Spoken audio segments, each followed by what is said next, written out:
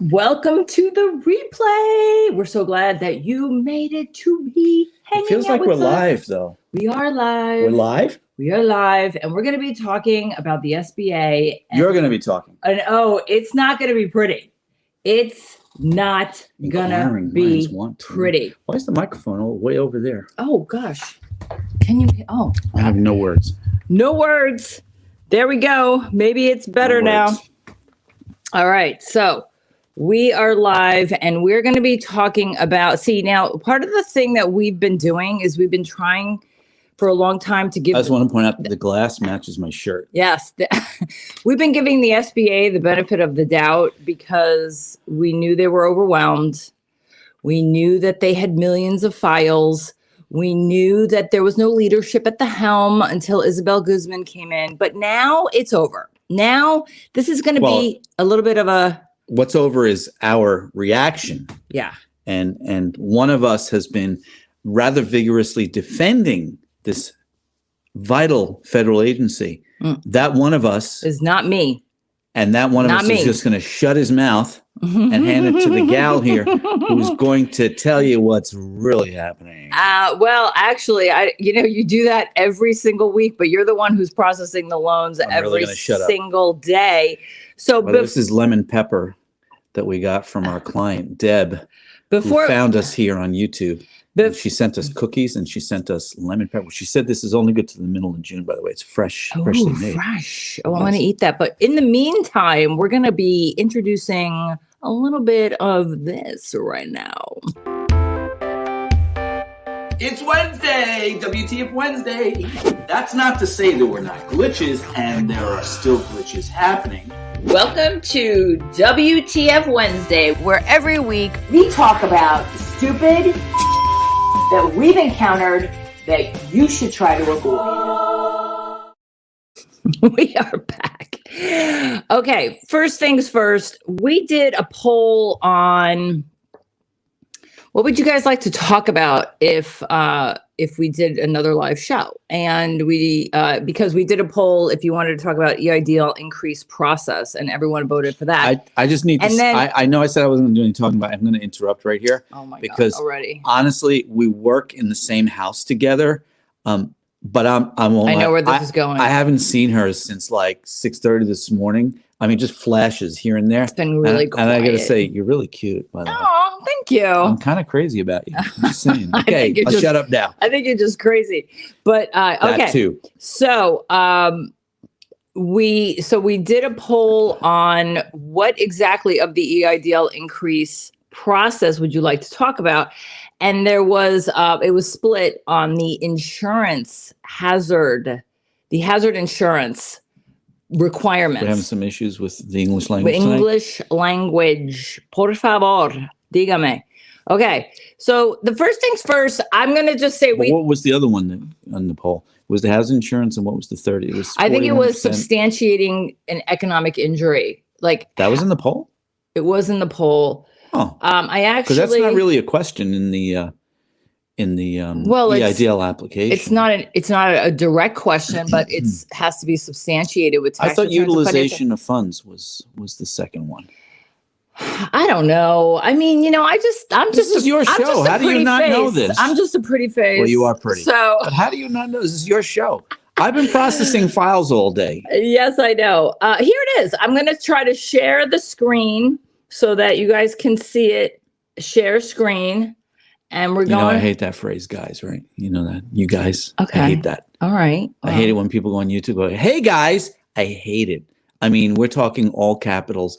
Hate neon lights, Times Square. Well, anyway, midnight, it's right here. Hate that phrase. Wow. Hey, guys. Okay. Seriously? Well, I'm just like, this is dead air manipulation while you're doing this. No, because this is the poll where we asked. So insurance. Oh, no, I'm lying. I'm lying to you. Oh, Q&A. Yeah, there you go. There was Q&A or the insurance. So we're going to do a free-for-all Q&A. Okay, so we're back now. All right, are we back on the same page? Do you want to talk about the insurance first, and then we'll cut it loose? All right, this is the only thing I'm going to say. Hello, Luis Moncayo. Hello, Asif. Hello. Yes, Kathy Lee. Everybody's overwhelmed. Yeah. It's kind of crazy. Hey, hi, thanks, Mark. I know it was so that I didn't have to do my hair And, Luis Moncayo, hello. Mark Carmona, I have some amazing news to share with you. You'll be getting a call from me tonight after the show. So, okay. This is the thing. We had a little debate. This was, if it wasn't last week, it was a couple of weeks ago about the insurance being, do you need to provide below 25,000 or just over 25,000? So you mean if your loan amount, do you need insurance? Hey, and Laguna Beach. And I said, what? What did I say? What did Trevor say? You said it doesn't matter. The loan size does not matter. The loan size for the insurance. And this is what, so I wanted to triple confirm. Triple confirm because she doesn't trust me. No, it's not. I'm thinking you triple confirm Trevor, and you live with me. I know. So this is the thing. It does not stipulate a loan amount in the loan agreement. There is language of 80% to insurable value, but I'm going to reiterate that language was because this loan agreement was written for natural disasters that ultimately can cause property damage in addition to economic injury. I think you kind of glossed over the whole Trevor was right part about that conversation. So to be clear, in the loan agreement, because everyone's mixing up the insurance provision with the collateral provision. That's correct. And that's what we talked about here on the show a couple of weeks ago. And everybody, you all in the audience and this one here, were all arguing with me. And I kept saying, read your loan agreement. But you have triple checked now. I triple checked that Trevor. There is no provision of a threshold for the loan amount. Now this is for insurance. Now this is where it gets sticky. It's not sticky. You have to have insurance. No, can I finish? Okay, this is where I think it gets sticky. Sometimes the loan reps ask for it and some don't. And this is where you're going to come in with the SBA going rogue. There are agents that are I thought you were throwing the SBA under the bus tonight. I am throwing them under the bus. Do it, and girl, tell them. Because sometimes the reps go rogue with they have rules. They'll indicate a rule that we've never heard of, or someone has to abide by this rule, but somebody else does. I mean, we're dealing with over 150 files. We're nearing 200 files now. So we see them asking for stuff we've never seen them ask for before. And additionally, everyone's talking about comparing how it was last year to this year. It's a different year. It's a different year. It's a different process. And it's worse. I think it's worse. So for clarity's sake, while you're watching us on the replay, and while I'm having a hot flush. So for clarity's sake, while you're watching this on the replay, which Linda's going to take this clip, clarity is this: if you have an EIDL, if you have an EIDL loan, as per the loan agreement which you signed when you took the funds, you are required to provide to the SBA within 12 months of the closing proof of hazard insurance that covers your business property for fire, lightning, wind, etc. That is required on all amounts. The minimum loan amount for an EIDL loan is $1,000. And now the limit of that, the maximum is $500,000. Regardless of the loan amount, you must provide insurance. As to the 80% coverage, this is what Linda's talking about. We see SBA agents right now asking you for the insurance for your increase request. And we have some agents saying your insurance has to be 80%. And we have other SBA agents saying they're not even asking for it. They're not even picking it up. The reality is that the SBA is not what's called a loss payee. Do you want to tell the good folks at home what a loss payee is, Miss Insurance Broker? Yeah, that if there's a claim, they get paid first out of your policy, which happens if you own a house. If you own a house, and you'll see the mortgagee. The mortgage company, the bank, the bank, is the loss payee. But the SBA is not a loss payee, which means technically they can't actually tell you how much coverage you're required to have. Just a little gray area. Not that you will be successful and win that argument. Malad, you're a hoot. But we wanted to clarify that about the insurance. Yeah. Everybody's confusing that with the collateral. Yes. Requirement. Yes. And I'm not even talking about collateral tonight. It's not going to happen. We're going to Yeah. we're going to open it up to Q&A in a minute. Yeah. If any of you ask me if they're going to check your credit, we're not answering that question. It's not going to happen. Hey, Okay. look who's with us, Chris. Hey, Chris. What up? Chris. So Chris is the inspiration for a new clause in our consulting agreement. Is Italian Laguna Beach. And we won't say out loud what it is. Thank you, Michael. But Chris can testify that I like when that. you're a client of Aurora Consulting, you want to let Trevor talk to the SBA. Yeah. You do not want to talk to the SBA ever. Yes, Chris. The Chris rule. That's right. Chris, that rule went out today in our new agreement. Chris, I'm going to send you a copy of the language tomorrow. It's harsh. Hey, Lee. Hi, Lee. Nice to see you. Hello, Lee. So, all right, you want to start the Q&A? Before we start the Q&A, didn't we want to? Because we have Anthony first. Yeah, let me just editorialize very quickly. I've been defending the SBA until tonight. I'm done. Enough is enough with the SBA. What I am encountering, Chris is testament to this, what I'm encountering in dealing with the SBA reps is mind-blowingly distressing, disturbing. And I don't know how all of you do it. I honestly don't. I have had these types of conversations / arguments with financing people, loan processors, appraisers, underwriters, fellow loan officers, et cetera, bosses, and who are loan officers or presidents of banks. I've had these conversations for 3 decades in the mortgage business, but I've never had conversations like this.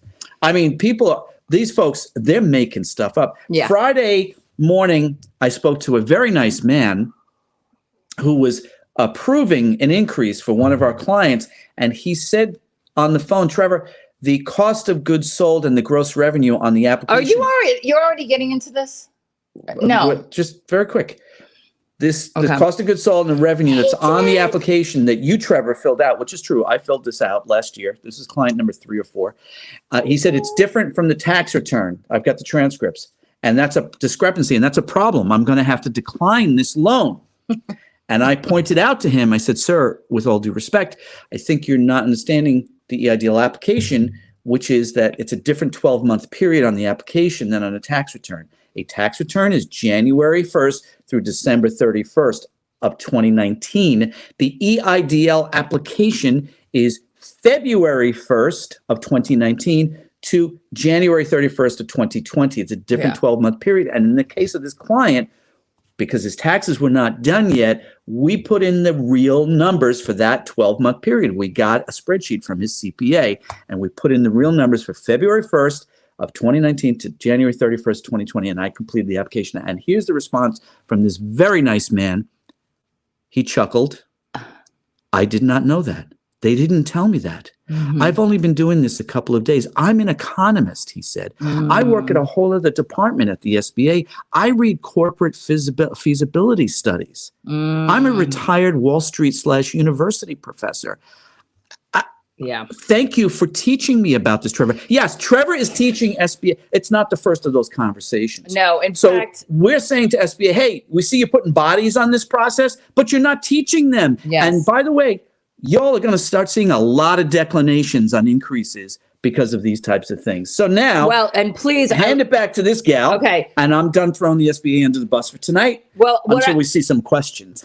We have questions already. What I would like to do is I want you guys to go. I'm going back to the community tab, if you will, to check out our community tab with the 6 ways to be frustrated. Hold on, it's coming. Here it is. Now this. Oh, I'm a garden gnome again. Yes, this is 6 different scenarios that Trevor had to go through. Let me take off this banner so you can.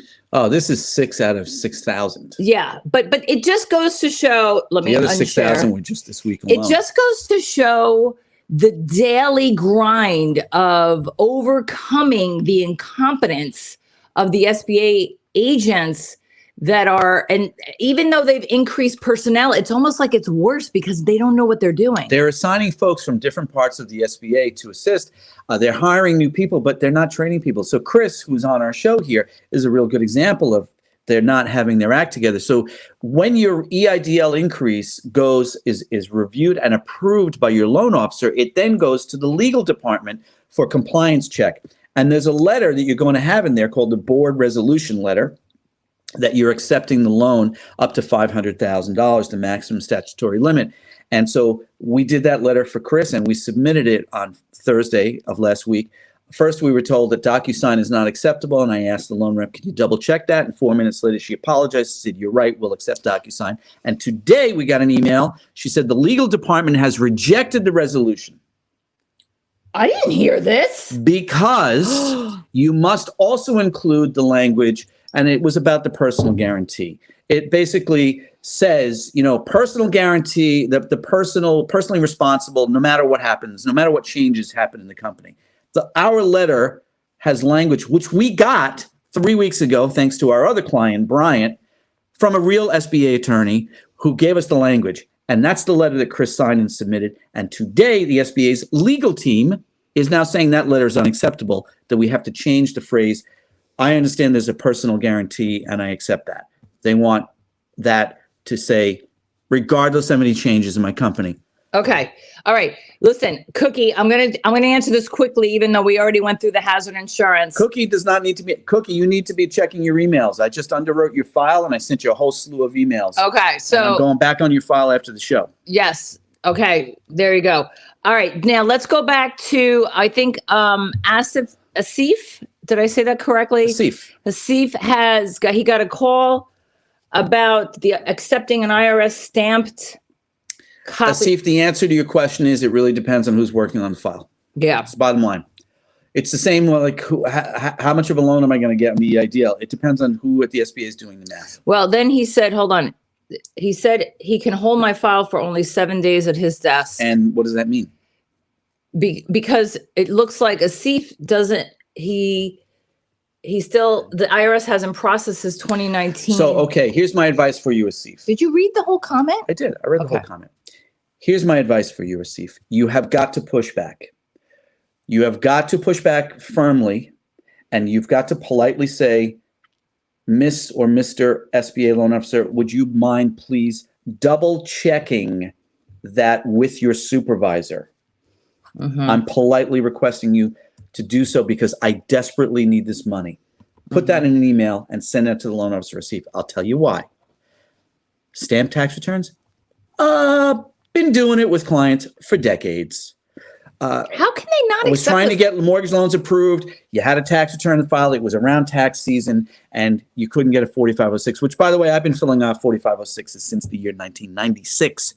So what would I do? I would grab the client, throw them in my car, and drive them to the IRS office in the Bronx. There were 2 of them at the time, and walk them in and say, "Okay, take your tax return, go up to the lady at the desk, and she will stamp it." The IRS has a whole process. The IRS does this all the time. It's for them, it's the same thing as you saying, "I'll have a French fries with my Big Mac." It's that mechanical at the IRS. Okay. And it is acceptable as a validation of a tax return having been accepted and filed at the IRS. So, Asif, you need to push back because that loan officer does not know what he or she is talking about. That does not mean you will be successful, but you must gently push back. And by the way, folks, this is why people hire us at Aurora Consulting. Okay. Anthony, I did loan confirmed amount today. Now it's processing. We don't know if you're getting money. You don't know until you're approved. It's still too early for you, Anthony. You confirm the loan amount. You still have to be contacted by a loan officer. They've got to review the documents, and then it goes to the legal department for a review. Where they're going to review your insurance, going to review your board resolution letter, and et cetera. Why are we talking about targeted EIDLs? We're not talking about those today. We don't really manage files on targeted advance and supplementals. This is outside our area of expertise. Yes. I'm sorry. So, Luke, thank you, Luke. Our first super chat. So, Luke, I'm not sure if you're in a priority group. The first 21 days of the Restaurant Relief Fund application is for priority groups. Priority group is female, Hispanic, Black, LGBTQ, veteran, or other underserved, economically underserved, or socially disadvantaged communities. Those business owners with at least a 51% share of the business are prioritized for the first 21 days. We've had three approvals so far. Low income and 2 women-owned businesses. 3 approvals out of either 18? 6 or 7. Oh. 6 or 7 priority files. I filed 18 applications, but I think it's either 6 or 7. So we've gotten 3 approvals. So we're at a 50% approval rate. Improved 2021. Thank Jamar, you. hey y'all. Thank you, Jamar. What questions? I know. Let's see. I'm going back up. Here's Lee. Why didn't he file his return in 2020? I don't know what that means. I don't know what that means either. Hey, Kobina. Nice to see you. Kobina, your file just about ready to go in. Good news for you, my friend. By the way, you're a rock star. I love how prompt and quick you are. What is it for? Mark, Stop. Mark, come on, cut it out. This is the Mark Carmona Comedy Hour. It's the Mark Carmona Comedy Hour because Mark knows from many long-winded conversations with me, talking about this and talking about Rush, that nobody at the SBA knows what the formula is. Laguna Beach. And I have tried to reverse engineer the formula from the dozens of files we did in the early days and files I still look at. There's no rhyme or reason. I just looked at one this afternoon, a woman in California who wants to hire us to manage her process. And on gross revenues of $197,000 and gross profit of $103 after her cost of goods sold, she has real cost of goods sold. They gave her $32,000. Do that math.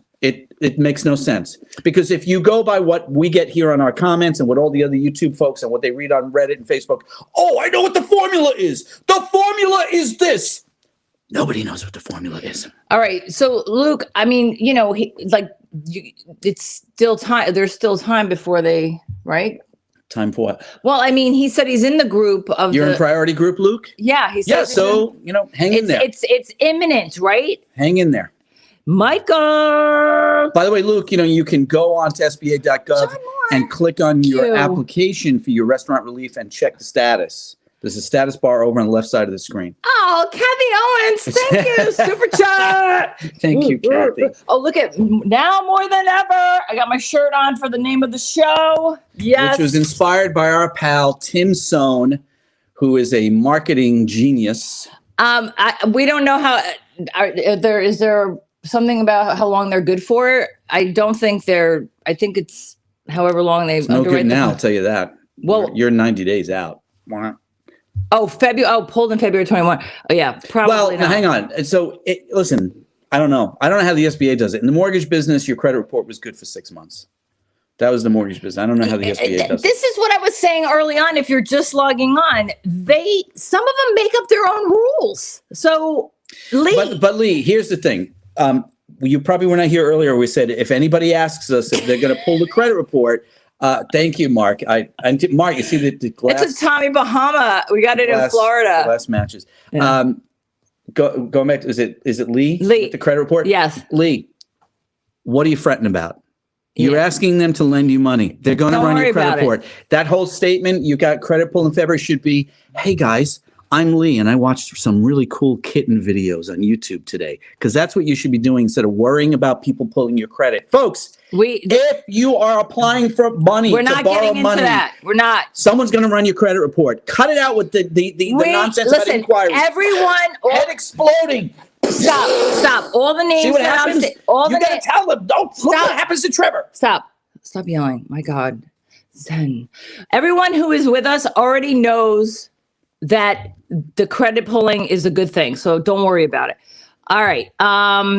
Next is, Someone commented last week we should stop yelling at each other and stop arguing and get the information out there, man. Yeah, we kind of turned some people off last week. It was okay. Okay, Mrs. Guap Girl, why are we talking about targeted stuff? I'm just pulling up where I see a question mark. Folks, generally speaking, we don't really know about targeted advance or supplemental. We have limited experience in that. We can't really help you with those questions. If you can, please ask us questions tonight. It's open questions. period, because we did a survey and you asked for Sarah, that. hello, So Sarah. please, Okay. questions about the EIDL application process. Yes, Sarah. Awesome. Sarah went to our website, which I provided the link last week, but it's actually in the link of this video in the description.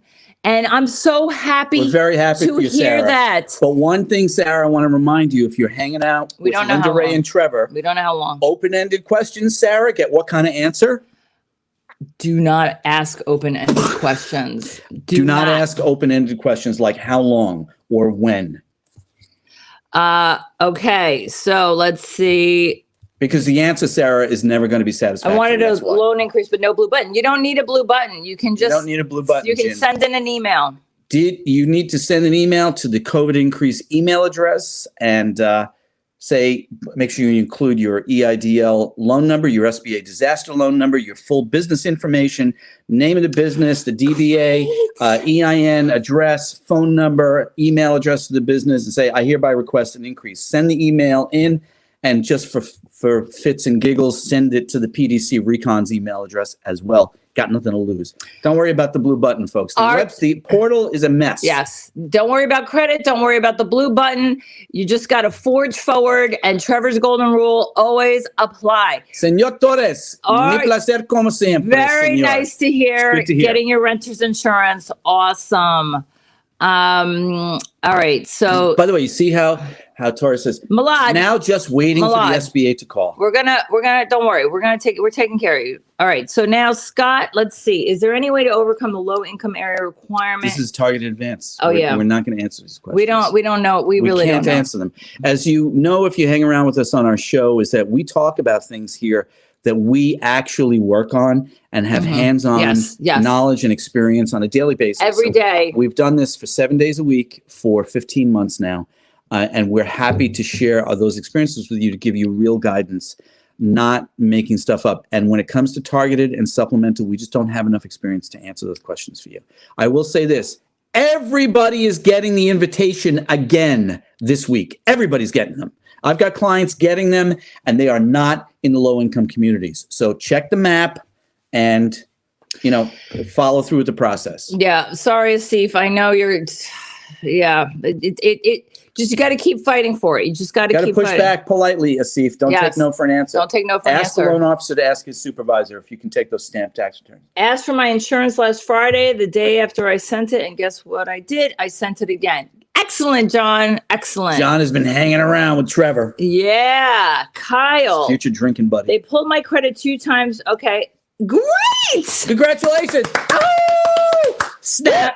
Now more than ever. We watched Legally Blonde last night. We needed a mental break. A namaste moment. Although I gotta tell you, Legally Blonde. First of all, I can't even admit Trevor. Actually, I can't believe Trevor admits to even watching this. Not to Both mention of them. Legally Blonde 1 and 2. And all I got to say is, I really wanted to drive to DC and go to Congress, and thought, well, maybe it's that easy because Legally Blonde did it. I want to be Elle Woods. So, Kyle, congratulations. Good for you. Awesome. I love you too. No, don't apologize. Don't Listen, apologize. A couple of things. First of all, I'm Scottish. Blunt, kind of like, and I'm obtuse sometimes because I'm in that office over there. 15 hours a day working on files, and sometimes I'm just right to the point. So you do not need to apologize. Love you, man. What are you doing? Are you crazy, Michael? Nice. Everything was done. Paper docs. Since we talked on the phone. All right. Snap. Watch Legally Blonde. You'll know what that means. It's on Netflix, and it's a fun movie. Thank you, Michael. Again, you're so crazy. We've already lost Mark Carmona and Malad and Chris. They're already tuning into net. No, they're disappearing. They're like, Legally Blonde is on. I'm in. Bye. I'm out of here. Let's see. I've tried to upload my idea, but it really goes. Yeah. It's very simple. Email those documents into pdcrecons@sba.gov. It goes to the same place. Yeah. Okay. Let's see, Mr. Elro. This is a PPP question. We do not answer PPP questions. Sorry. Won't let me have where'd you see PPP? How do you know? SmartBiz is a PPP lender. Oh. They're not even a real lender. They're a fake fintech. They're not even a real bank. But sorry, Mr. Elro, we don't, the PPP. We did PPP last year. I want to just climb up on top of our garage and drop myself off at the top of it. Onto a brick wall. It nearly wrecked us this year. It did. For sure. First of all, we were like, we didn't even. I'll tell you what, Mr. Elro, you want some advice? Call Tom Wachtel at A10 Capital. Oh, I'm alive. There you go. Yes. 810 Capital. I'm going to put A10 Capital. 810. What did I say?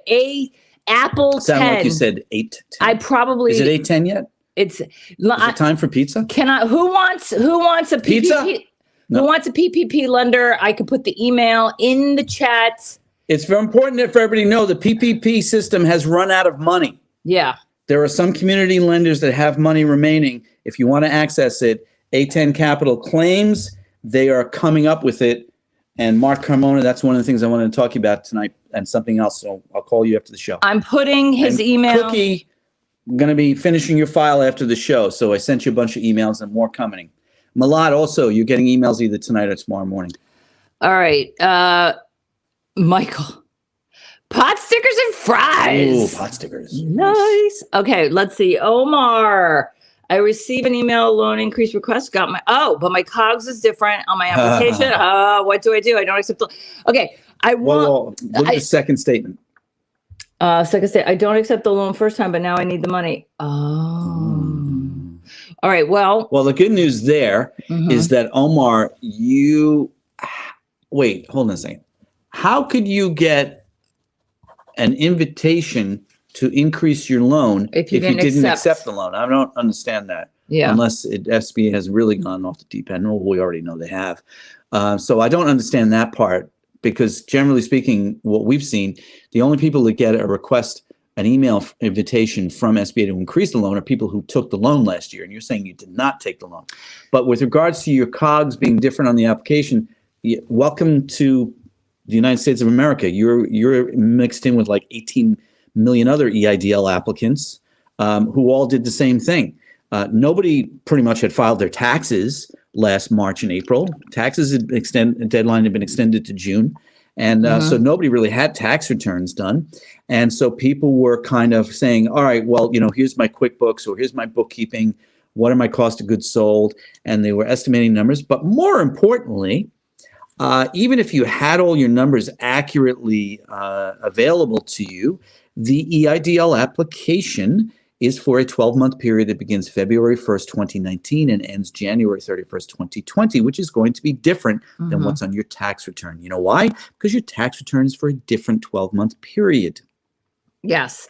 So if you bought a whole bunch of raw material in February or January of 2020, that raw material, which is cost of goods sold, is not going to appear on your 2019 tax return, correct? Because you bought it in 2020, but it will go onto your EIDL application. So also, by the way, if the number is not off all that dramatically, you can literally write an affidavit to the SBA and say, it was crazy days. My tax returns were not done. I made my best estimate based on the numbers given to me by my bookkeeper or from QuickBooks or whatever. And, I apologize if I made a mistake. But let me warn everybody, tell you right now, they're declining loans for this reason. And y'all are going to need to hire us for the reconsideration afterwards because you do not want to deal with these folks. By the way, Omar, if you go back to minute 12 in the replay, Trevor goes into some detail about the COGS being different and how he had to teach a loan officer, three loan officers, the difference between COGS and the tax return and the application. Can we talk about the loan officer? I had to teach. So I get a call from a loan rep last week who says, so Trevor, you did the application for this business last year. And he told me the business. I said, yes, we did. In fact, it was either our third or fourth client last year. And he said, well, I have a serious problem, a serious discrepancy. He said, we usually see discrepancies and there's a tolerance, so we understand that, but this is huge. So I'm hoping you can explain it. I said, okay, what is the discrepancy? He says, well, I have the tax transcripts here in my hand, and it says $17,000 of income. But you put on the application, Trevor, you put on the application gross revenue $186,000.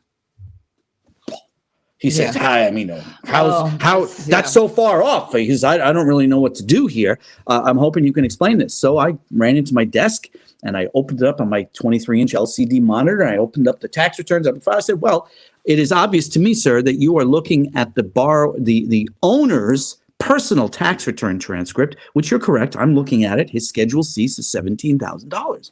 But when I applied for the business. It's an LLC, which files a 1065 tax return. And I'm looking at that on my screen, sir, and it says $186,000. It appears that the SBA, sir, has ordered the wrong tax transcript."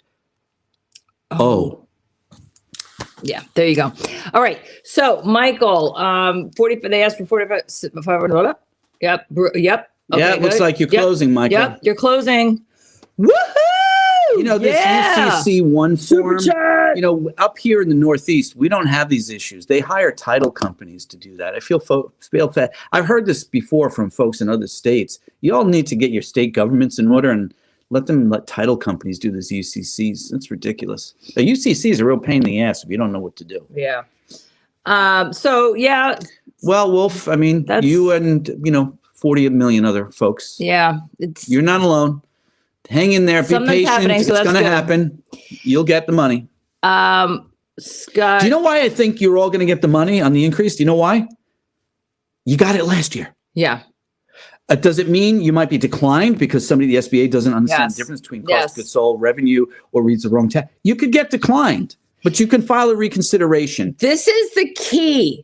When you there's no 25% variance, Scott. Some knucklehead on Reddit made that up. Yeah. Made up.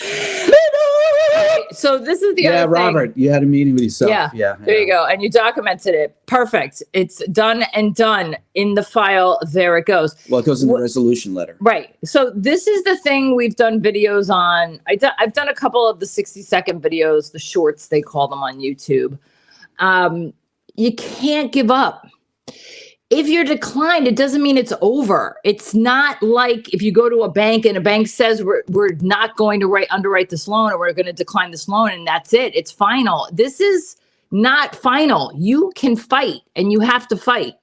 Y'all, I made a career in the mortgage industry about loans that people said couldn't get done. I mean, I can't tell you how many times a client was referred to me after they went to Wells Fargo or Chase or Quicken Loans and they couldn't get arrested to get the money. And then I spend 7 minutes on the phone asking them some questions. I say, yeah, I'll lend you the money. You're good to go. RPM. Don't take no for an answer. Yeah. They asked for documents to prove your business when it exists, right? Okay. So hang on a second. This is a good question. For the increase, the loan officer asked for the original DBA certificate for business. Okay, DBA certificate, maybe the articles of formation. Yeah. Okay, so we've seen this, that some SBA people do not know what a DBA is, and they confuse a DBA with an LLC. Yeah, yeah. Or a corporation. These are different things. I've had this happen on 2 occasions where the loan rep confused a DBA with a corporation, and in another case with an LLC. Luis is on the show tonight, so he knows what I mean.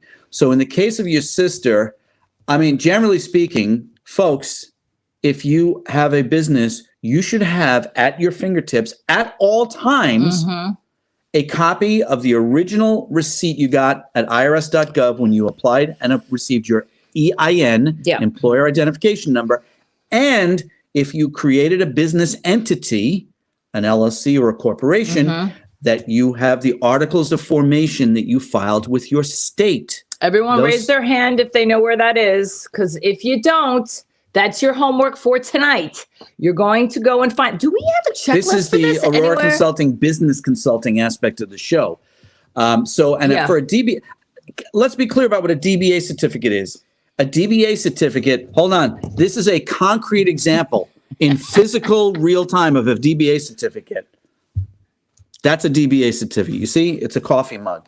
It's branding. Trevor's Rock and Roll Guitar Emporium Incorporated, doing business as Trevor's Cool Guitars. Until 3 months later, Mark Carmona calls me up. He goes, Trevor, come on, cut it out. Alex Lifeson would never call it Trevor's Cool Guitars. Call it Trevor's Rush Memorabilia. And then I would cancel that DBA and create a new DBA. And I can create as many DBAs as I want. A DBA is a branding. It is not official for a business entity, and SBA is confusing that. So be careful about that. Yeah. Okay, I had an interest case I saw today, yes, for 29 tax form. To verify low income address. Interesting. Well, that's actually a pretty smart move, I think. Well, there was a comment today on, I can't remember which post, if it was a post or a video, and she said that the link in the email of the invitation for the targeted advance showed that she was in the low income area, but the site map on the SBA website didn't, or vice versa. I can't remember exactly what she said. But it's a conflicting. We've helped somebody with that. So we had a fellow call. This is the only targeted advance question that we are answering because. So we had a fellow who called us up a couple of months ago on our free 15-minute phone consult. Are you okay? Well, it was very good chicken parm. I'm just going to say, and which I wolfed down in between files, this poor guy clicked on the map. He's in Manhattan, and in his address, whatever, let's say it's 123 Main Street. So he clicks on it and he puts in his address, and the pointer on the map goes over there to Brooklyn, and it lands on the same exact street address number and street address in Brooklyn, which is not in a low-income community, but his address in Manhattan is in a low-income community. The poor guy is having a meltdown. He hasn't worked in a year. And I got an SBA rep on the phone. I got a champion SBA rep. She was amazing. I've spoken to her actually a couple of times, and I love it when I get her on the phone. She gave us an email address. So we gave this fellow the email address, and he got his money. So if there's a map conflict on targeted advance, you can beat that. It's Trevor's golden rule of always apply. Don't take no for an answer. Asif, don't take no for an answer from the loan officer. I was declined, approved, declined due to. Oh my God. Oh wow. Wait, are you saying declined on the portal? Because I wouldn't pay any attention to that at all. Yeah. Wait until you speak to a loan officer. Yes, there you go. Okay, John Moore. Question, business address and home address is the same. Can I use general liability insurance for my construction business? Insurance brokers right here. Instead of your home insurance. So you have business insurance, but it's only general liability. Is that it? Give me a thumbs up if that's what you mean. If they're not going to accept just general liability, there's two things you can do. It has to have property. Okay. This is what happens when you don't let me get chocolate late in the afternoon. Okay. So there's two things going on here. If you have business insurance, call your broker or your agent or the carrier and ask for like $5,000 or $10,000 of contents, and it should be a nominal premium increase. If you have general liability insurance, okay, they're not going to take general liability, but just add contents to it. That should be fine. If you work from home and you have your home insurance, you're good. Then you're fine. You can submit that if you don't want to if you don't have an office outside of your home. If you don't want to pay more premiums, pay. Your business is at your home. Use your homeowners. Use your homeowners as long as you have contents, which SBA will accept that. Yeah. So, but just for those who, I'm kind of like double backing on my answer because some people have business insurance because they have an office, but they don't have property. So get property. If you have a home office, then use your homeowner's insurance. And I really want chocolate. Yeah. So, RPM handicapping, you're quite welcome. You are welcome. Does the tax transfer from SBA receive? Wait, whoa. Wait. You skipped right over Malad? Wait. Malad wrote... King of Eidl. Who would that be, Linda Ray? That would be you. Okay. Does the tax transcript... No. That would not appear. That doesn't appear on your tax return. No. How could it appear on your tax transcript? You are welcome, John Moore. You're welcome, John. This is very true. Okay. Yes. See? Good. Yes. Talk to Italian Laguna Beach who looks like Bradley Cooper. Hello. How you doing? Do you see? Well, hold on. Just say out loud here. That's very true. I'm extremely persistent, sort of a pain in the ass, but I get things done. You just described my entire 30-year career in the mortgage business. I've been thrown out of underwriters' offices a lot. Yeah. Excellent. They'd see me coming. They go, oh my God, here he comes. Well, I am here to tell you we have no more questions. This might be this might be the early evening of the show. We started a little later because we were seeing that people were coming on later, so we wanted to start later. How you doing? All right. I'm right here. I'm sorry. I'm literally right here. Have we met? All right, Michael. Hey guys, I got an email asking me to send a voice. Yep. Okay, good. Got an email about 20 minutes later to go to my. Don't worry if nothing changes. Yeah. Wait till the loan officer gets back to you. Yeah. The website is a complete mess. He can eat a lot of pizza. A lot. It's almost embarrassing. We're going to New Haven, Connecticut tomorrow. I'm going to have pizza in New Haven, Connecticut. We love you too, Milad. I'm sorry I had to tell you to send PDFs. That's the other thing, people. Just send PDFs. Don't send images. Can we talk about PDFs real quick? Folks. Here we PDFs. Go. That will just alone. Adobe Acrobat. Yeah. Do not use Microsoft PDF Maker. Do not use Apple Computers PDF Maker. The SBA agents will be unable to open it. How do I know this? Because we have clients who send us PDFs from Microsoft PDF Maker and from Apple and I cannot open them with Adobe Acrobat. Use Adobe Acrobat. Cookie. Thank you, Mark. Mark, you're still on the show. I would be sure you're off watching Reese Witherspoon in Legally Blonde. Insurance quote by Cookie. We probably could talk about this offline. Do we need additional insurance? No. No, well, this is Cookie. What Tam is Cookie? Yeah. All right, so Cookie, I just sent you an email asking you for a copy of your insurance. Since your home address and your business address are exactly the same, all you need to do to provide the SBA, which means to us tonight, is a copy of your homeowner's insurance policy. That's it. Okay. Kathy Lee.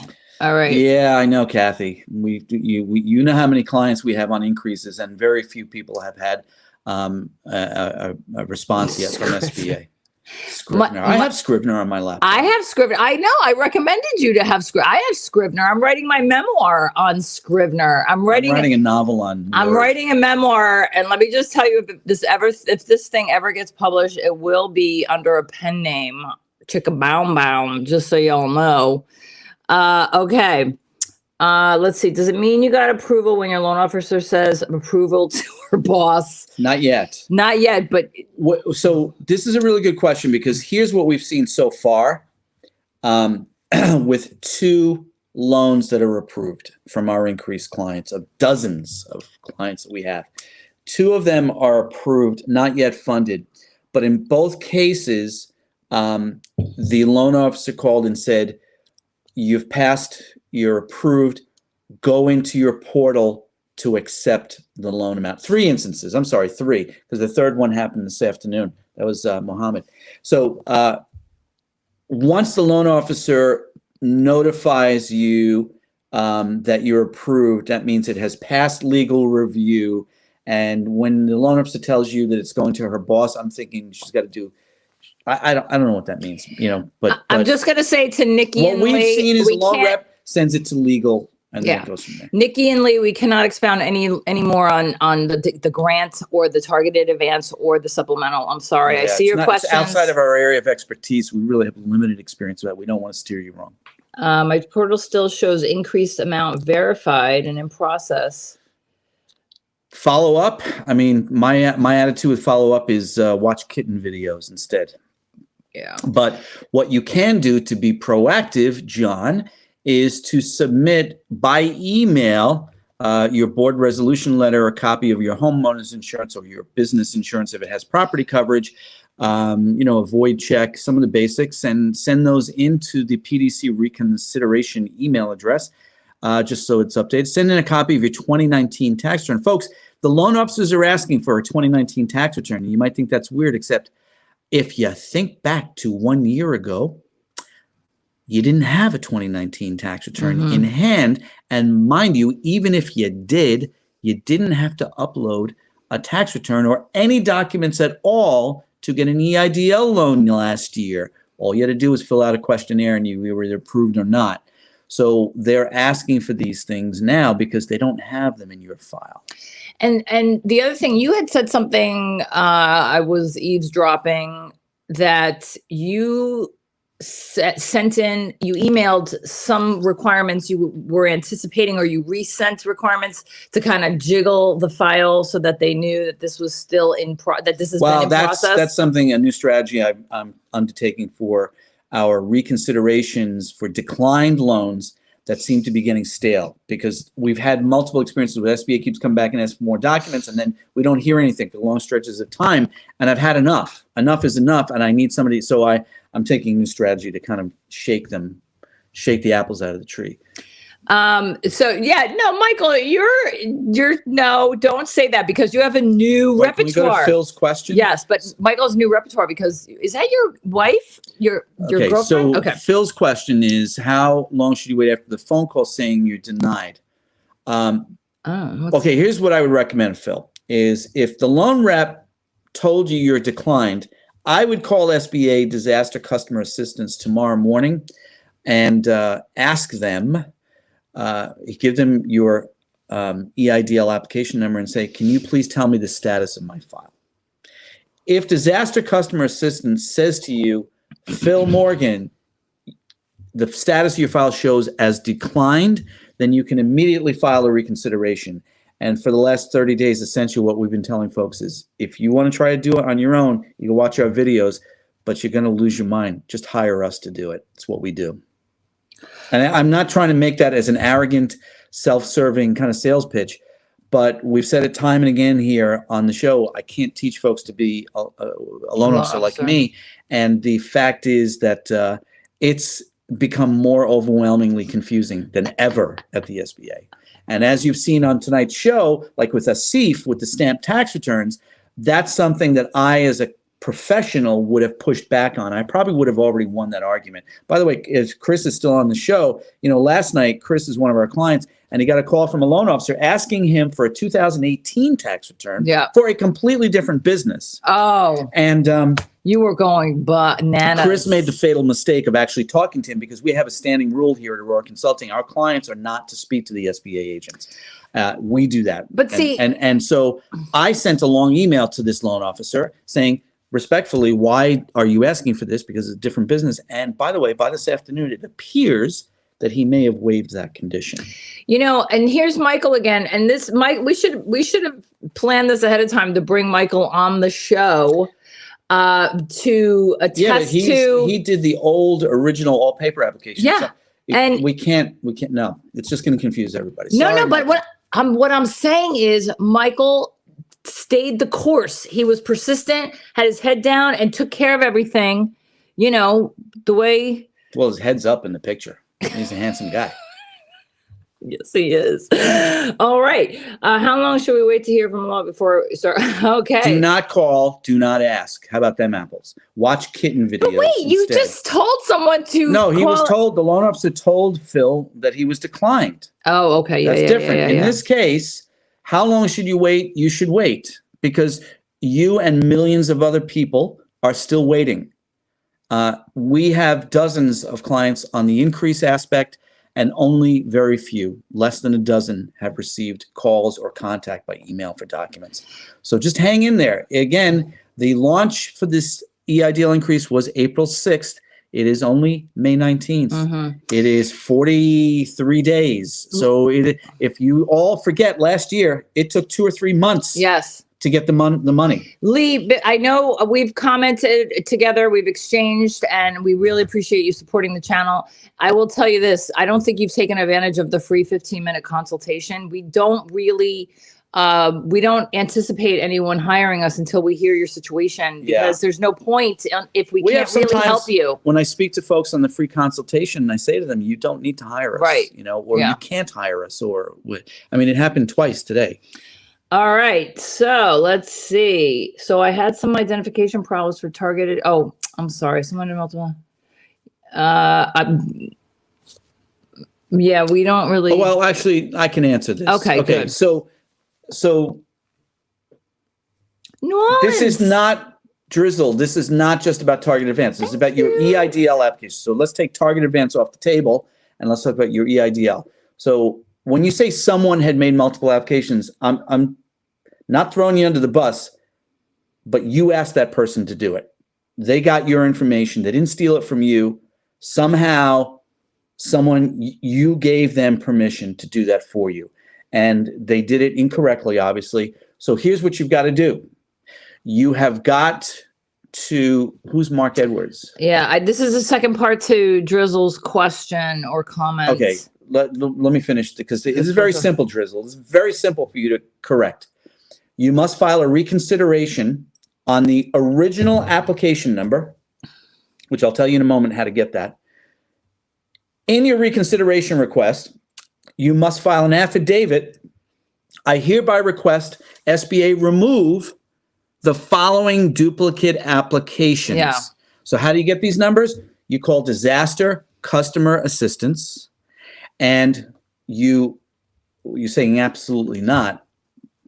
Probably because you said something about you gave them permission. You had to have given them the information, Drizzle. I'm sorry. I mean, I did. Maybe we're talking about two different things. No. Okay. In order to get the targeted advance, you must have applied for the EIDL loan at some point.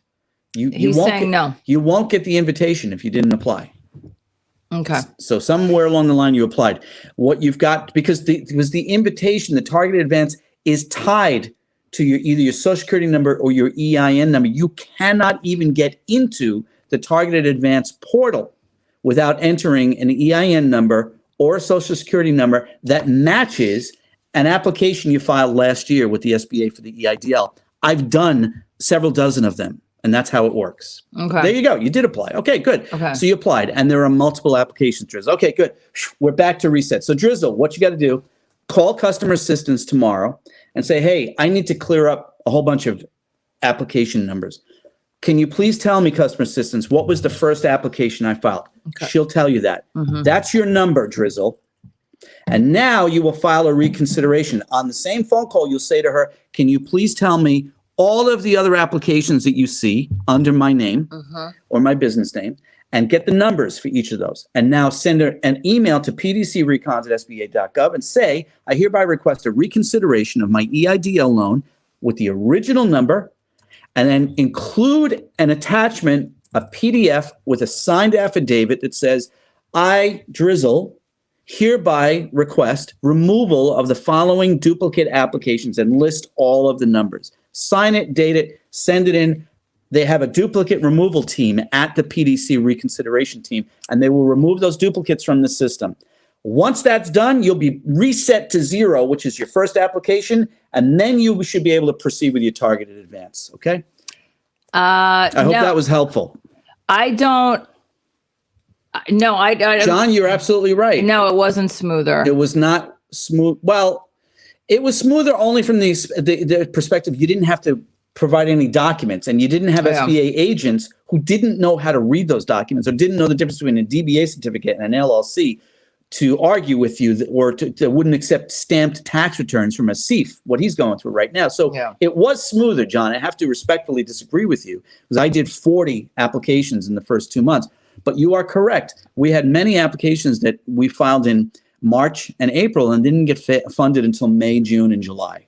Lee, our company is auroraconsulting.biz or disasterloanconsulting.com. And I put the link in the comments for you. Thank you for asking. Thank you, Lee. And Drizzle, good. Okay, you didn't give your social, so I don't know if that's part of still that confusing exchange we had. Well, you did say, Drizzle, a moment ago that you did apply. So I apologize, because it sounded like from your question that someone else had applied. Hey, Rivu from Twitter, from India. And by the way, Drizzle, just to be clear, it was very easy, and it's still very easy to filter multiple applications. So you're not alone. Many people have done that.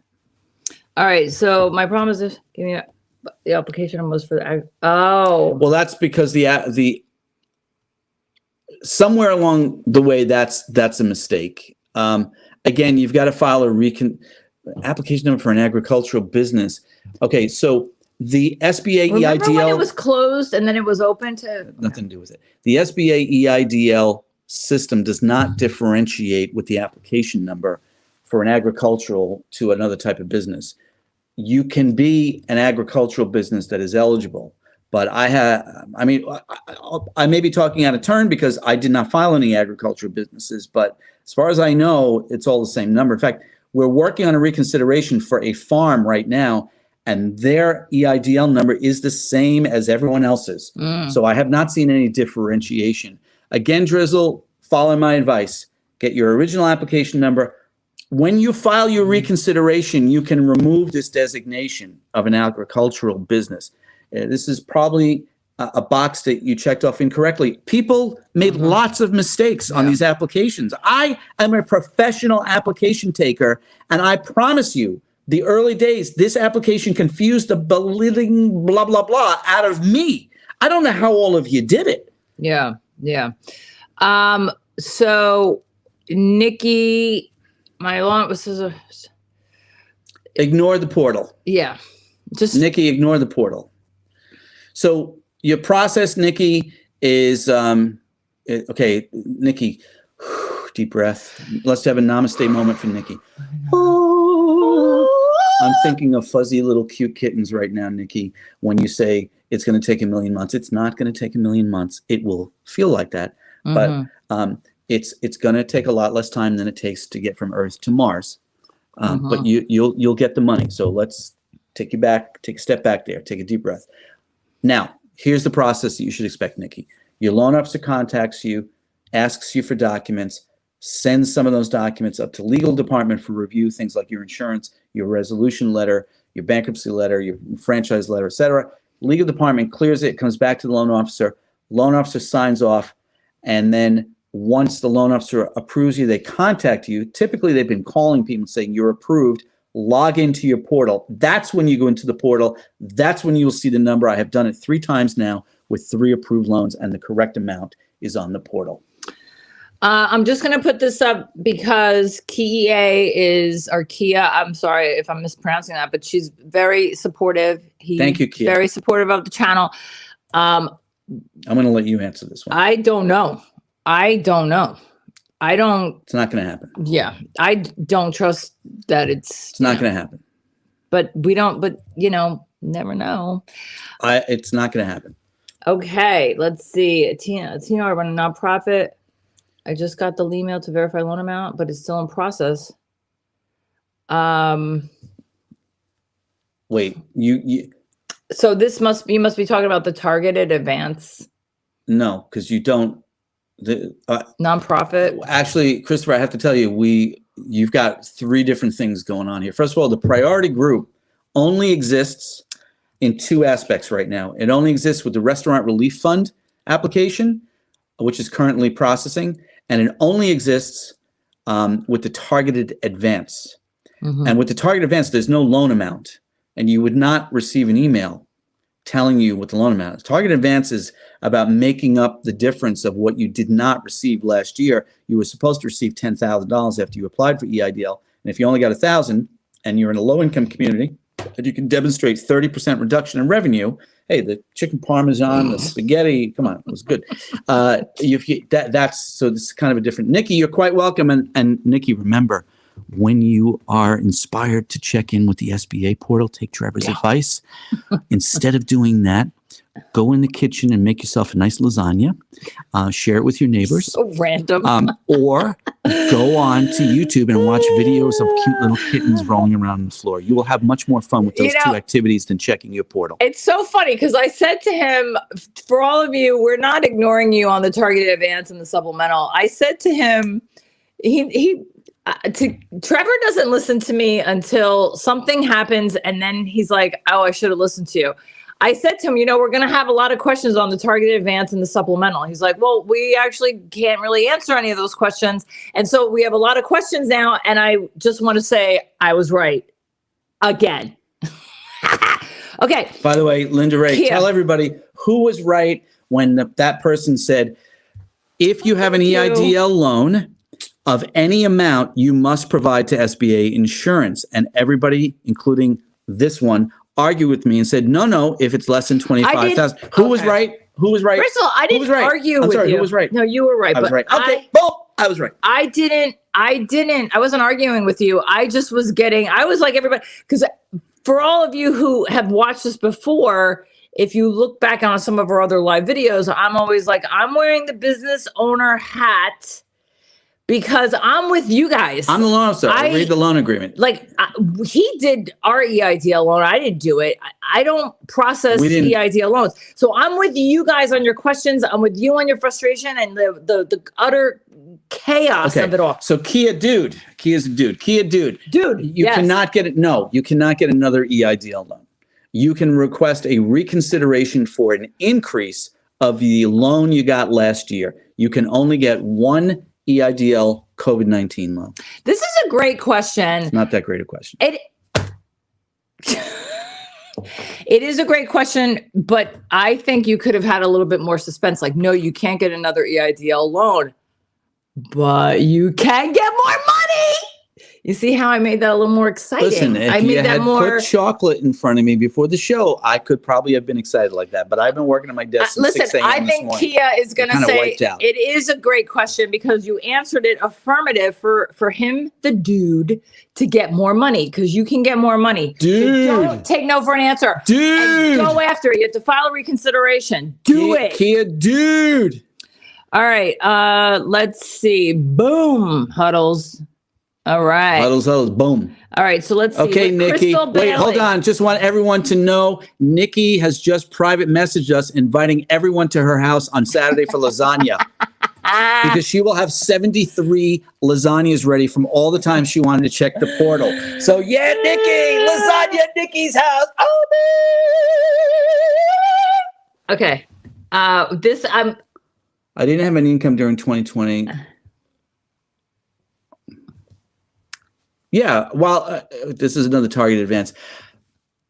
Look, Crystal, we don't really comment in targeted or supplemental because we just don't have enough experience with them. But the bottom line with target advance is you must have a reduction of 30% or more of revenue in an 8-week period when comparing that period between 2019 and 2020. Okay. They asked for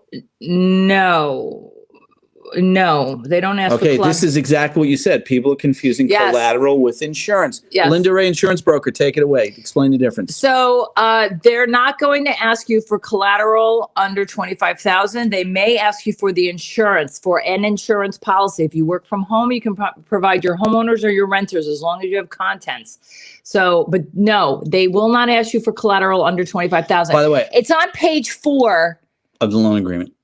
Hold on. Don't quote that. The hazard insurance is on page 4. I think the collateral is on. Yeah. Okay, so let's talk about this collateral thing. I'm really glad, Guap Girl, you brought this up. What the hell are you all worried about? Oh, gosh. They're not going to put a lien on your house or your bicycle. Yes. Okay? You're confusing this with a regular SBA loan. The EIDL loan, please, I encourage you to read your loan agreement. It clearly states collateral, which, by the way, technically speaking on the EIDL loan, every loan is collateralized. Every loan, regardless of the amount. If you take the minimum of $1,000 or you take $500,000, every loan is collateralized. In the loan agreement, it says collateral is defined as all tangible and intangible assets of the business. Yes. Not your house. Not your cool new electric bike, not your kittens or Nikki's lasagna pants. Okay? The tangible and intangible assets of the business. Right. And again, I'm going to say when it comes to personal guarantee or collateral, what are you willing to do to get this money to save your business, because it's the only game in town, folks. Yeah. And it's free money. It's very inexpensive money. Oh, why did we just freeze? Okay, we're back. All right. So John, if you rent, I'm assuming when you say you rent an apartment. Well, using Social Security, so it sounds like you're self-employed. So John. If you don't have renter's insurance, if you rent an apartment and you work from home, get a renter's insurance. It's gonna cost you maybe a couple $100. I don't know what state you are in, but I will tell you it is not expensive. And get contents. So whatever, like 50 grand or whatever, it's very inexpensive. Renter's insurance with contents will satisfy. Okay. For self-employed borrowers, the SBA considers your home to be a home office. It doesn't matter if you're a truck driver, a gig worker. It doesn't matter. If you are filing a Schedule C, the SBA considers your home to be your office. So if you rent an apartment, rent a house, you can use renter's insurance. If you own a home, you can use your homeowner's insurance. Okay. And Guap Girl, let me just tell you, with your renter's insurance, don't worry right now. What we're hearing about the value of your contents compared to your loan amount, what we're hearing is they're not going to be looking at the amount of your property coverage. Depending on who's working on the file. Depending on who's working on your file. But if you have renter's insurance and you have, I don't know how much stuff you have, but. Well, like our advice earlier to Asif, who has the stamped tax returns, and the loan officer said, I can't accept it. And I said to him, politely push back and ask him to verify that. If you are getting an increase and the loan officer says your insurance does not meet the 80% requirement, I would push back on that. Yeah. I would say, can you please triple check that? Because what you're asking me to do is unreasonable. The amount of the premium or the amount of the policy, don't say the amount of the premium. I'll tell you one second. The amount of the policy. Yeah. Because insurance agents like Linda don't like to actually sell you insurance that over-insures you. Well, it's actually a moral hazard and it's not good. But I want to go to Louis' question here on before you do that, on the insurance policy. Oh nuts! Now I forgot what I want to say. Yeah, because I'm going to forget, and because I'm like in my 50s and I have menopause. I'm older than you are. So this is the thing. On the insurance, I live with you. Okay. And you have menopause. All right. On the insurance, Louis, if I'm pronouncing that correctly, Louis. Let me just say this: the insurance provision of the loan agreement with the 80% of the insurance, 80% of the loan amount. In the insurance provision about the 80%, it says of insurable value. Okay, that provision does say 80% of insurable value. Okay, I don't know what you're talking about, but let me finish. This provision of this loan agreement is because it was a natural disaster. If your roof blew off and your roof cost you $35,000 to repair, they want your insurance to cover the amount of the loan based on the cost to repair that roof. Because the logic is that if another tornado comes to your town, if you got an EIDL loan for a natural disaster, in this case, example, a tornado, and you got an EIDL loan for the tornado damage, loss of revenue, et cetera, the SBA wants you to get you an insurance policy so they don't have to lend you the money the second time the tornado comes to town. Exactly. And which, as we all know, like that happens all the time. Yeah. The tornado comes a second time. That's true. No, it doesn't. Sometimes it does. There's floods that happen or repeat. No, it's not. Okay. Lightning doesn't strike in the same place twice either. Kia, thank you. It was a good answer. Woohoo. Linda or me? I don't know. I'm wondering if I get declined, should I contact lawyer that approved me last year? No. Oh, wait. The lawyer was the loan officer? Yeah, is that what you mean? No, the answer to that question, Huddles, is no. No, they're not going to. What you will do if you are declined is hire us. Or you can try to follow our videos in our playlist and try to do it yourself. And we know that we have many people who have come back to us and said, listen to what Trevor and Linda say in their videos. It actually works. But it has just become, in the last 2 weeks, much more challenging for the average small business owner to be successful. That having been said, you could be. But you will file a reconsideration if you are declined. Listen, loan officers, they don't have your file 3 days from now. They sure as heck don't have it from a year ago. They're gonna, there's different areas. Nobody knows the formula. No one knows the formula. Don't worry about the formula. Worry on getting your documents prepared. Do we even have a checklist? I need to create that as on our website. As a freemium, not the checklist. What, for the increase? No, the checklist of like what business owners can anticipate that they're going, you know, like the checklist that we give to our clients that they have to. No, that's a checklist I made up based on multiple requests from different SBA loan officers, which was an amalgam of those emails because we've had multiple requests, but they're not all the same. John Burgos, I feel like I know you, John. I used to know some Burgos brothers in the Bronx. Oh, this I already have. They were real estate brokers. Okay, so I think there's no other questions, everybody.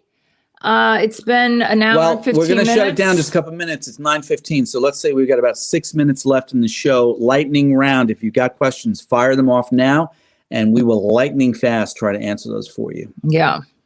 Hey, Italian in Laguna Beach. That's Michael. Michael, just as a reminder, Nikki said she's making 73 lasagnas. We're all going to her house on Saturday. You're welcome a lot. What is this? Yes. Get rid of that duplicate, Hoodoo Guru. Yeah. Immediately.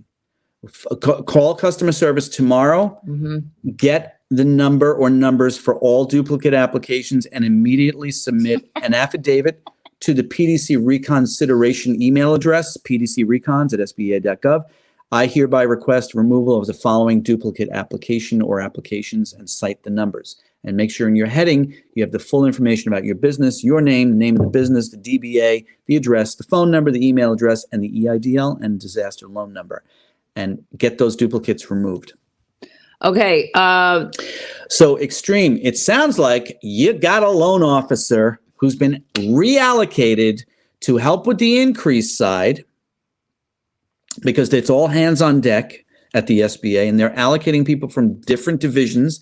Earlier in the show, we talked about the economist that I spoke to on Friday, who is a retired university professor who used to teach economics. And now he works at the SBA studying corporate feasibility reports. And he said, I've never approved a loan application in my life, Trevor. And I had to teach him how the EIDL application works. So can we go back to this question with the 3 years tax returns, please? Yeah, Extreme 24. Based on my 30 years in the loan officering business, it sounds to me like you got somebody who's overreaching and treating your EIDL loan request like a traditional SBA loan, because in a regular SBA loan, you're required to provide 3 years financial. So I would say to you this, dear loan officer, it is my understanding that on the EIDL program, I only need to demonstrate my income prior to January 31st of 2020. From February 1st, 2019 to January 31st, 2020, I have provided my 2019 tax return for that purpose. And not, and this happened to us yesterday. I'm not really sure that it's been removed yet, but I think it will be removed because we had a loan officer yesterday and our client looked him up, and it turns out he's a 16-year veteran at the SBA and he's a loan analyst. So he works on regular SBA loans and he's treating the EIDL like a traditional SBA loan, and it's not. Voided check, by the way, Extreme, is standard. Get that in there. They need that. They might even ask you for a most recent bank statement to match that with the voided check. That's to make sure your destination account in number is accurate. Chris, you have a question? I don't see the question. No, Chris, you are not allowed to talk to anybody at SBA. Yes. Milton Shepard. Let Trevor speak to the SBA. I don't know. You have a question. What should I do? I don't know what the question is. I don't see a question previously that I missed to support this. What should I do? Milton, if you wouldn't mind retyping your question. And we've got about 3 minutes left. Yes, Huddles, I bet you do look good in that hat.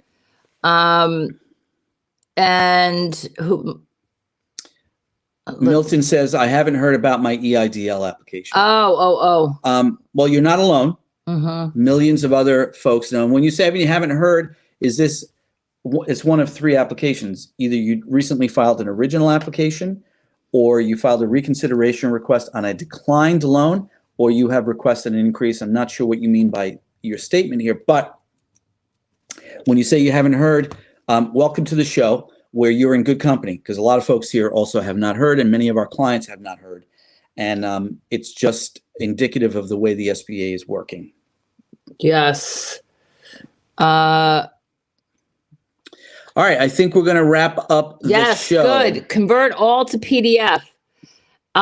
Drizzle, there's a link in the description where you can schedule a 15-minute phone call, and we can talk with you on that.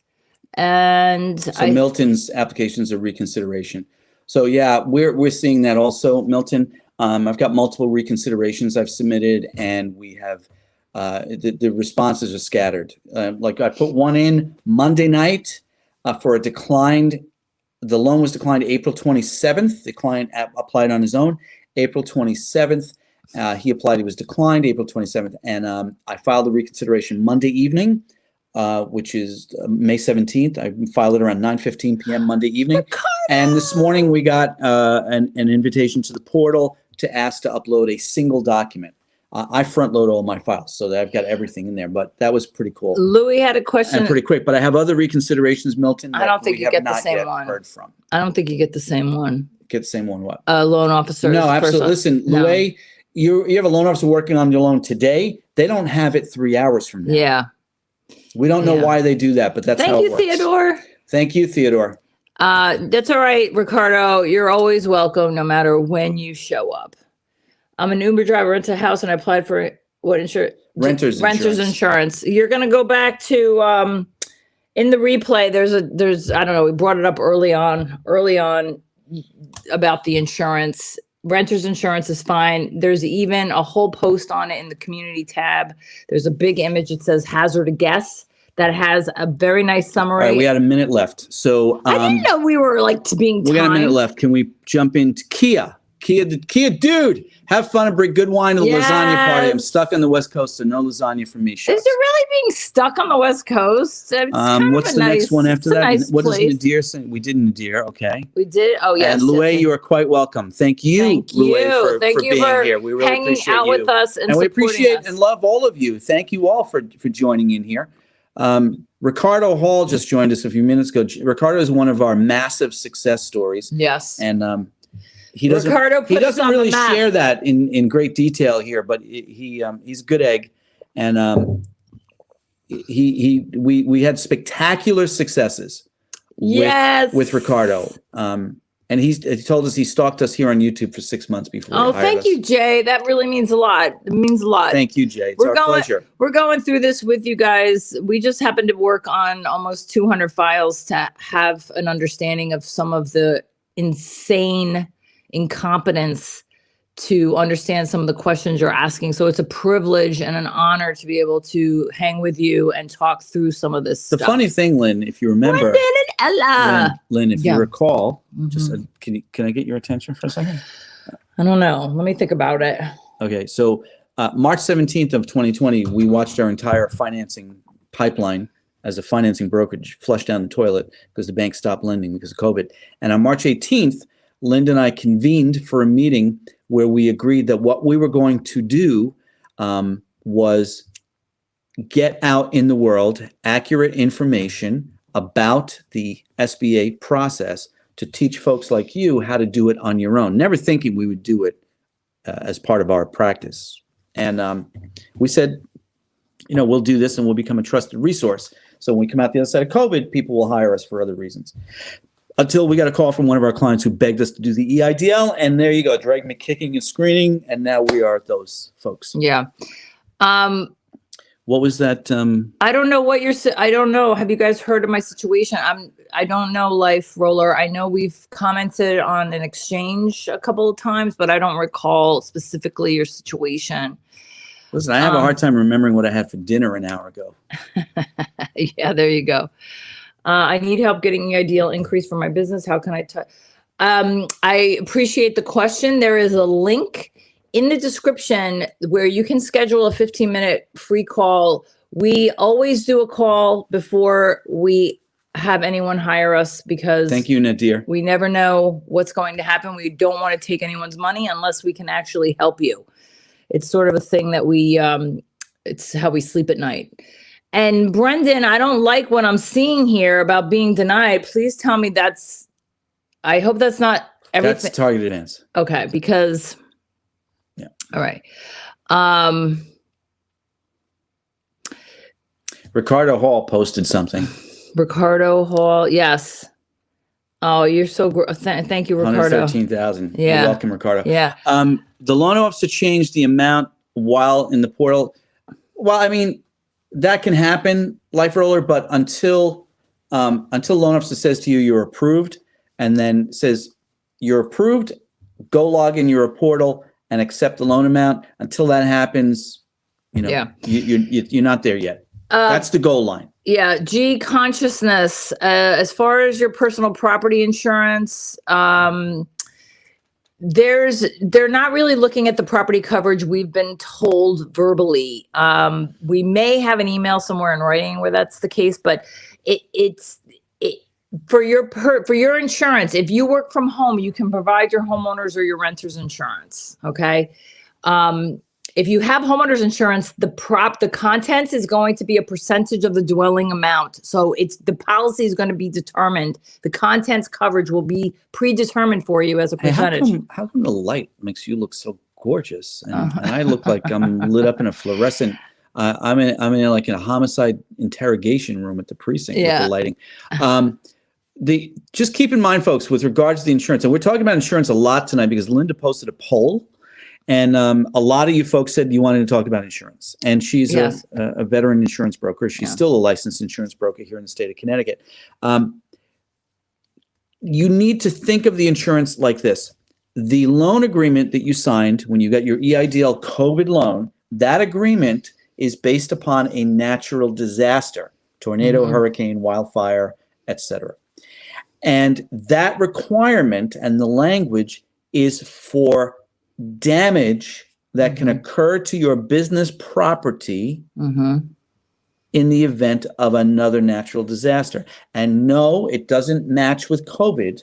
We know that. And it's something we've railed about for months. This one even sent a certified letter to Isabel Guzman, which she's never heard back from her. This is the post on hazard insurance. This is pretty. Where can they find that? This is on the community tab, and all you have to do is keep scrolling down until you see this image, because we have a lot of posts on our community tab. I don't know if anyone else is getting dizzy. Community tab, folks. Okay, so Kia, we do not do either of these programs. The reason we don't do shuttered business and we don't do restaurant relief as standalones. As standalones. Our understanding is that we are not allowed to charge a fee for consulting on those programs. And likewise with the PPP program, we are prohibited by congressional mandate from charging a fee. We're not really sure if that's the case with restaurant relief or shuttered business, but erring on the side of caution, we do not offer those programs as standalones. We only will consider doing them for a client that hires us as an EIDL loan consultant, for which we are permitted by SBA to charge a flat fee, not a commission, not a percentage of the amount earned, which is illegal, a flat fee. And once someone signs with us as an EIDL, then it is our prerogative if we wish to offer the restaurant relief grant as a courtesy application. But shuttered venue, we no. Even if somebody signed up with us as EIDL, we would not do the shuttered venue. It's entirely too complicated. And Crystal, if you're mobile, then you get a renter's policy or a homeowner's insurance. If you own your home, produce your homeowner's insurance, because there's going to be contents. If you rent and you don't have renter's insurance, if you live at home with family. If you live at, this is a great question. Because we have somebody like this. Wow, you feel good. If you live at home, you can still get a renter's policy. I haven't seen you since 6 o'clock this morning. I know.